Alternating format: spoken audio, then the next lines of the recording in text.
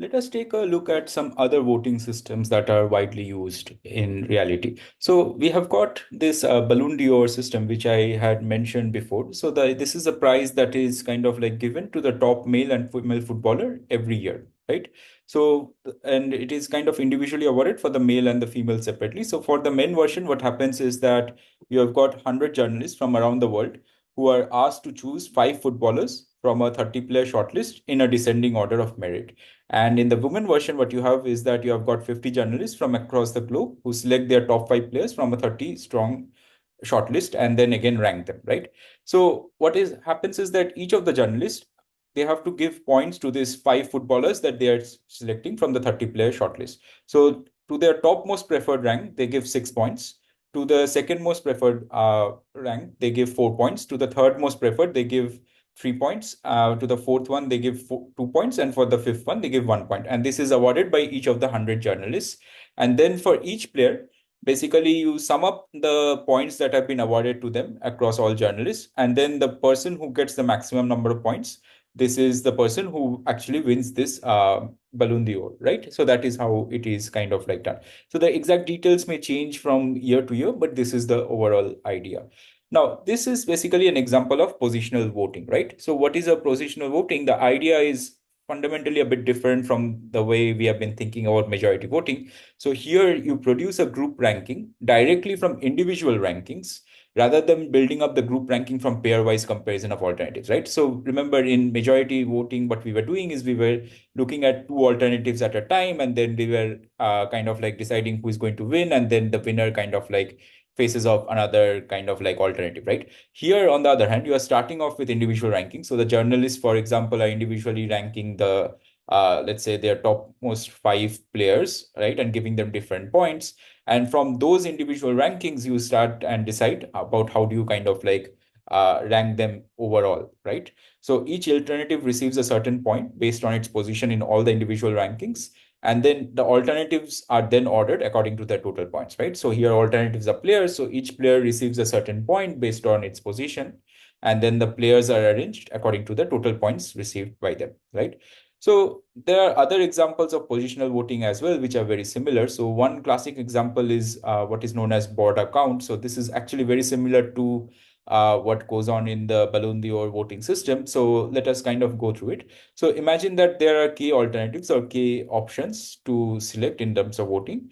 Then individual I's ranking confers k minus 1 points on the first ranked alternative, k minus 2 on the second rank alternative, and so on till 1 point on our second last alternative and 0 point on our last, right? So imagine that you are ranking 10 individuals. So you're going to kind of like give your topmost option, you're going to give that individual 9 points. Then the next option you're going to give 8 points, and so on till the last option you are going to give 0 point. Then for each of these individuals, you are going to kind of find out what is the total point that this individual is getting. Okay. And then the individuals are going to be ranked according to the total number of points received. So let's take a particular example just to completely make sure we have all understood it. Imagine that there are two voters and four alternatives. So the two voters are going to be called voter one and two. Four alternatives are A, B, C, D. What is voter one's preference ranking? So this is A is the most preferred option. After that B, after that C, after that D. So this is preference of voter one, right? So this one indicates that. What about voter two? So voter two prefers B over C over A over D, right? So we observe that this satisfies all the assumptions of completeness and transitivity. So those are all fine. Now, how does voter count work? So that means that voter one is going to assign basically 3 points. Why three? Remember the top alternative. So if there are k alternatives, the top alternative is going to be awarded k minus 1 points, right? So here there are four alternatives. So the top alternative is going to be awarded 3 points. So A is going to be awarded 3 points by voter one. B is going to be awarded 2 points. C is going to be awarded 1 point, and D is going to be awarded 0 points, right? What about voter two? So voter two is going to assign 3 points to B, 2 points to C, 1 point to A, and 0 points to D. Now we are going to look at for each of these alternatives A, B, C, D, how many total points did they receive? So alternative A, for example, received 3 points here and 1 point there. So total points that alternative A received is actually 4 points, right? What about this alternative B? So alternative B received 2 points from voter 1 and 3 points from voter 2. So total received 5 points. Alternative C received 1 point from voter 1 and 2 points from voter C. So total received 3 points. And alternative D received 0 points from each of the voters. So total points received is zero. So now we can actually compare these four alternatives, right? So B received the highest number of points. So B is the on the top of the ranking. A received the second highest points. So A is going to be the second, and then after that C, and then after that D. So you can notice here that you do have the possibility of kind of like two of the alternatives receiving the same points, in which case you would need a tie-breaking rule to decide, but that is fine. We can kind of like decide ahead of time that, if you have ties, then perhaps the one that comes first in the alphabet is going to be ranked higher. So that is not a big issue here. So what are the advantages of this BOTA system of voting? Basically, it always actually produces a complete and transitive ranking for a set of alternatives.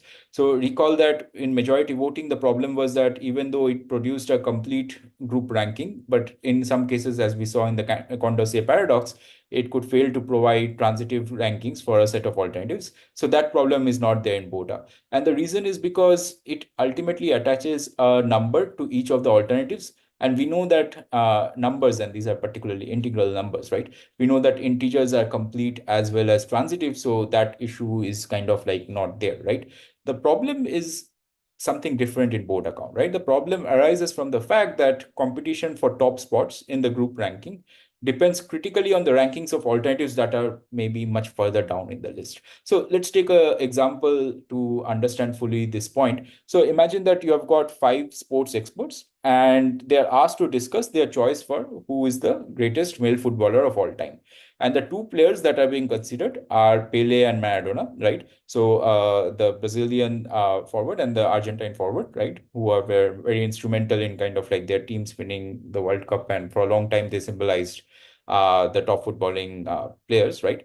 And ultimately, because you are talking about two alternatives, then kind of like the voting that was decided was like they would follow majority voting. Remember that if you have two alternatives, then majority voting does very well. So five experts, experts one, two, and three picked Pele over Maradona, and experts four and five picked Maradona over Pele. And basically, then by majority voting, Pele would have won, right?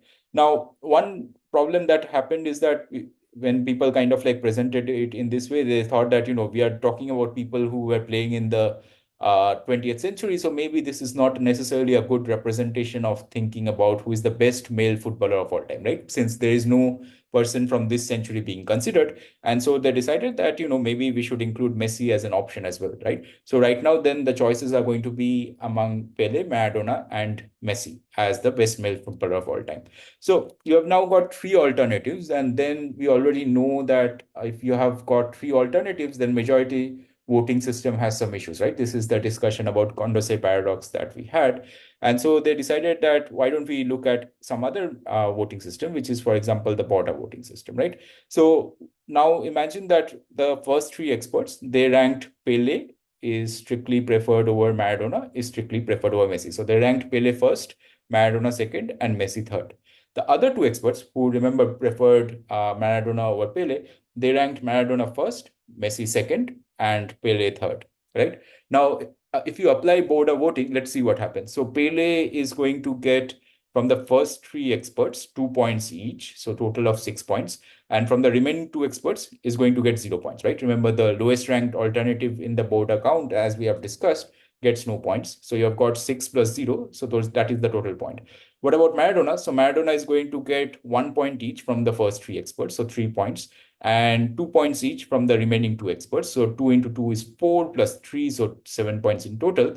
And Messi is going to get 0 points from the first three experts and is going to get 2 points from the remaining two experts, right? So he receives 2 points.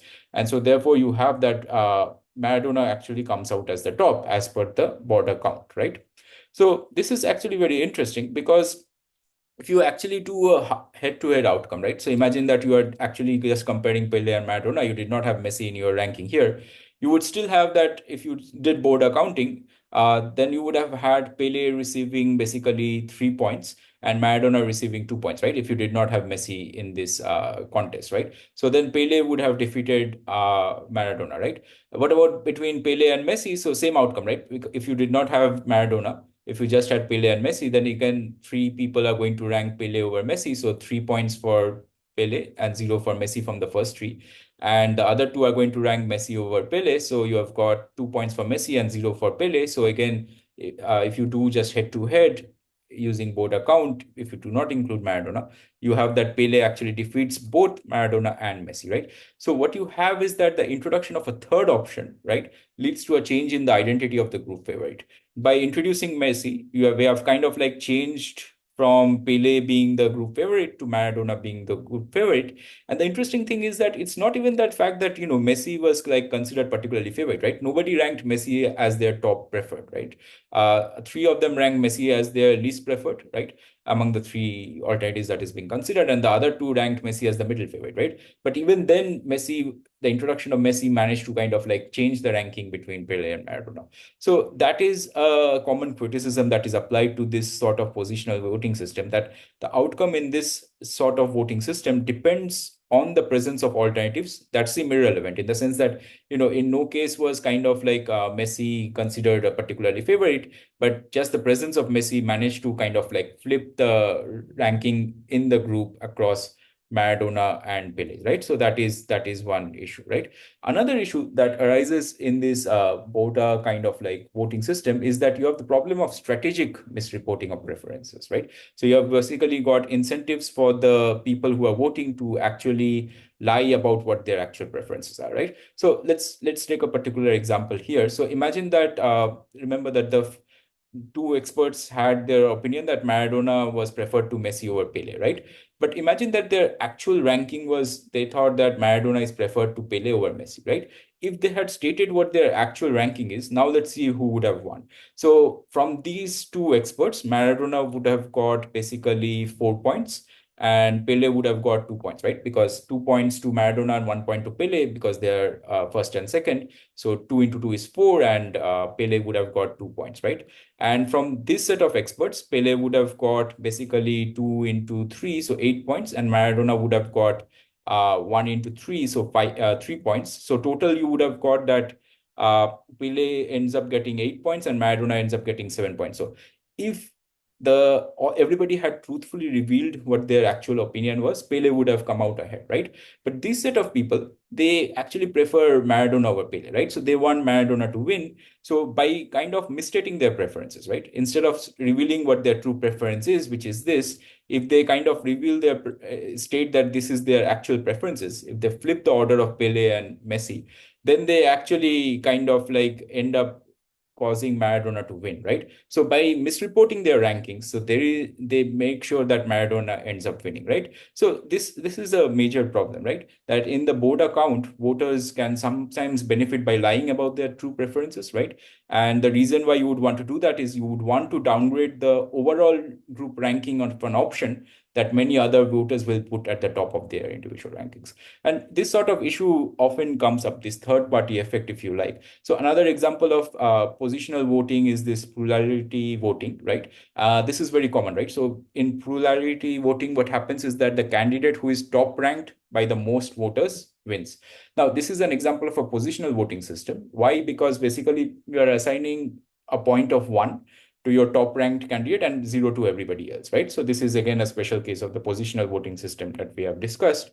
And this type of voting system often suffers from third party effects, where basically an alternative that is the favorite of very few people can actually shift the outcome from one of the two leading contenders to the other, right? So this often comes up in discussion of especially the US kind of like electoral cycle, where you have got, or in fact, in recent Indian elections, this has also been an issue, basically, where a third party manages to split some of the votes against one opponent, and then that leads the person to kind of like come to win, right? So these are some of the issues that have come up with positional voting system, which were not there per se for majority voting system, which had other problems. So we can see that while we have discussed both of this majority voting and positional voting system, there are some issues in each of these voting systems.